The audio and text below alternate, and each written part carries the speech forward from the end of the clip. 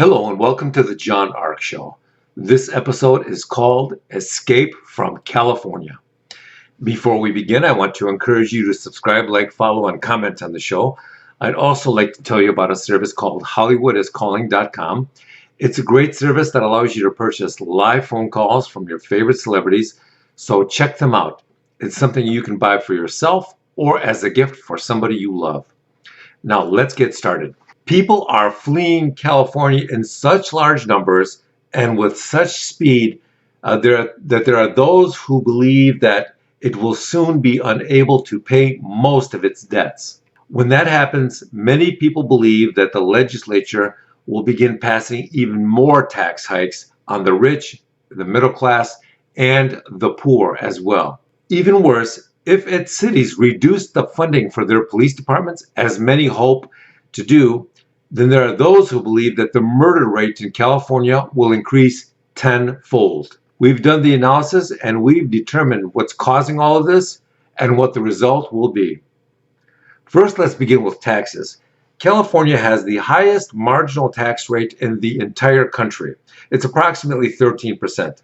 If that wasn't crazy enough, this week the legislature introduced legislation that would raise taxes in California on millionaires and result in a top tax rate of nearly 54%.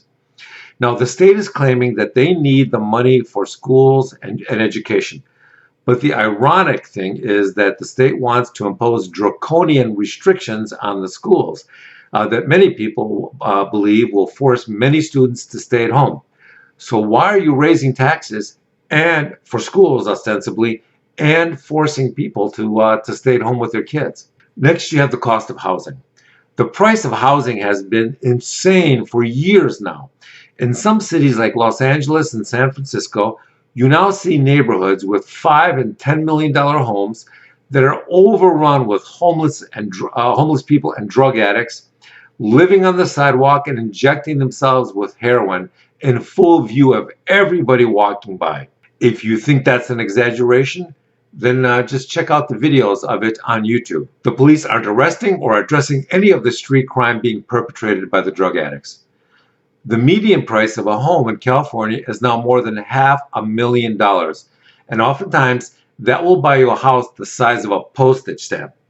And if that wasn't challenging enough, if both you and your spouse work and you can no longer send your children to school because of recent restrictions, then one of you may have to stay home to watch the kids. And that's going to make it even harder to afford that overpriced home. The median price of a home in Los Angeles is about $750,000. That means you can buy one house for $750K in LA, or you can buy 6 homes in Texas, live in one of them, and rent the other 5 out for the same amount of money. A realtor in San Jose, California, recently sold a house that was completely destroyed by fire. Forget this, $900,000. At the time of the sale, the house didn't even look like a recognizable home. It just looks like a structure that has been destroyed by fire. If you don't believe me, look it up online. The picture's amazing. Now, the size of the homes in California that are being sold for $500,000 are now so small that prospective buyers walk into their bedrooms and routinely mistake them for closets because they're so tiny. Next, we have the issue of crime. The level of crime is now so high that purchasing an alarm for your home or car is almost meaningless. Many of the prosecutors in the large cities have announced that they will not be prosecuting large categories of crimes. In fact, in some of the major cities, if you now call 911 and ask for police help, the operator will ask you to describe what's going on and then routinely tell you that they can't send the police for a crime like that. So I know what you're thinking. You're thinking that they must be referring to low-level infractions like jaywalking or spitting on the sidewalk. Wrong. In San Francisco, if you walk into a retail store and shoplift less than $1,000, that means you can shoplift $990 worth of merchandise. The police will not arrest you or write you a ticket. They won't even show up at the store because the theft was less than $1,000.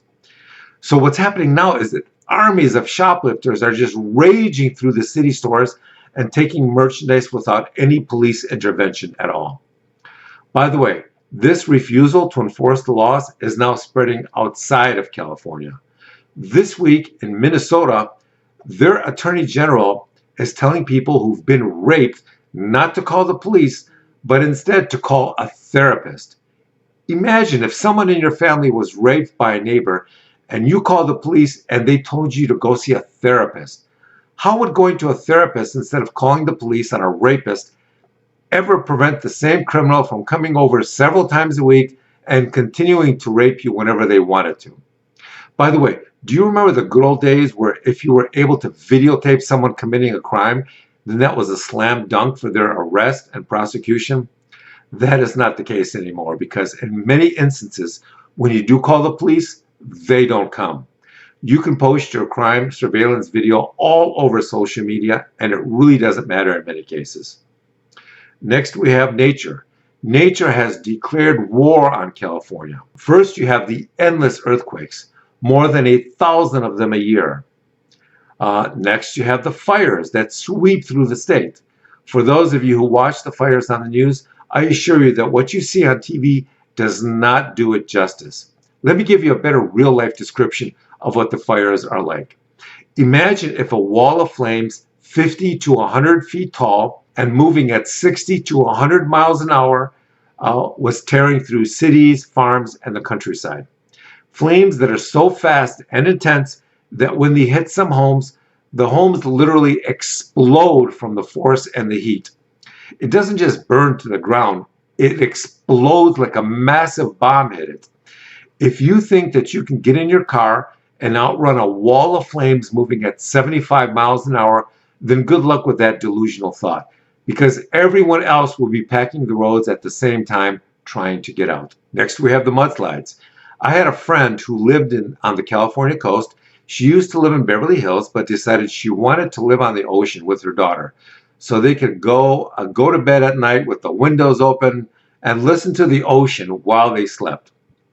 Well, one Sunday morning, she woke up in her bedroom and found 3 feet of mud in her room that was caused by a massive mudslide.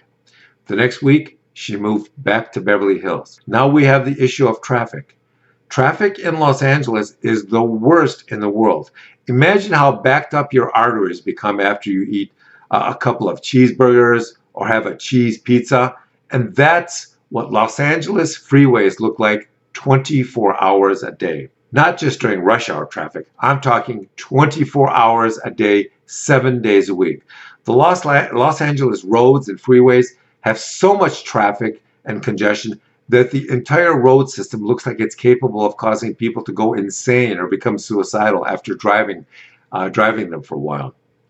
Not only that, but there are now so many car accidents taking place every day that most of the time when one car accidentally hits another, at least one of the drivers, and often both, will not bother to stop or exchange information.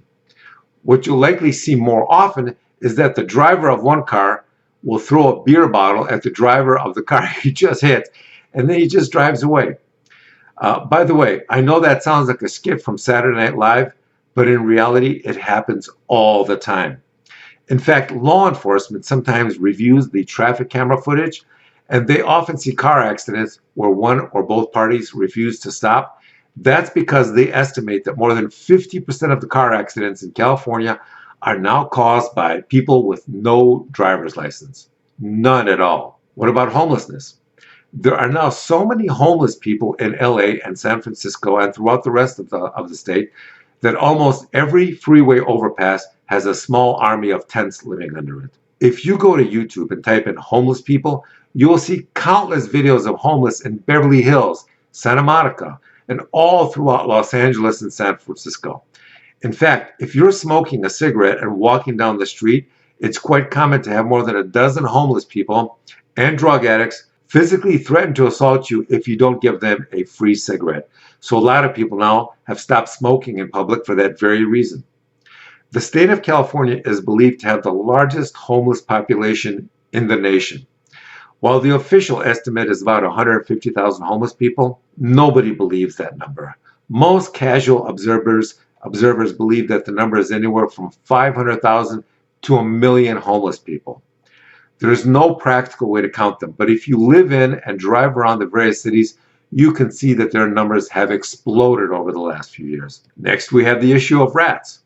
California has now been ranked as the second most rat-infested state in the U.S. People walk around LA or San Francisco or the other cities and see these enormous rats the size of dogs running around. These rats are so large, they look like they've been bombarded with radiation in some freakish experiment. They're enormous. The next time you try and park your car on a public street in LA or San Francisco and you unexpectedly bump into something, it may turn out that you just hit a giant rat. Not only is the rat not hurt, but often it refuses to move after you've just hit him with your car. Now, that is not an exaggeration. If you think it is, once again, go to YouTube. You've never seen rats this big. Next, we have the issue of gangs. The gangs of California have exploded in size and given rise to tremendous amounts of random killings. You see, to join a gang in California, you have to prove that you're not a cop. So what they do is they put you in a car with a bunch of other fellow gang members, and you drive around town until you see some person watering the lawn or going to the mailbox, and they tell you to just shoot that person for no reason to prove that you're not a cop.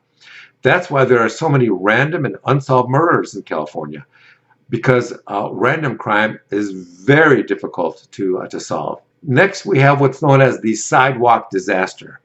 There are now so many people going to the bathroom on the sidewalks of California that some cities are hiring people to clean it up on a daily basis. San Francisco now pays city workers 6 figures to clean the human waste from the sidewalk. So with that, I want to wish everyone in California all the best. Thank you for watching, and we will talk to you soon.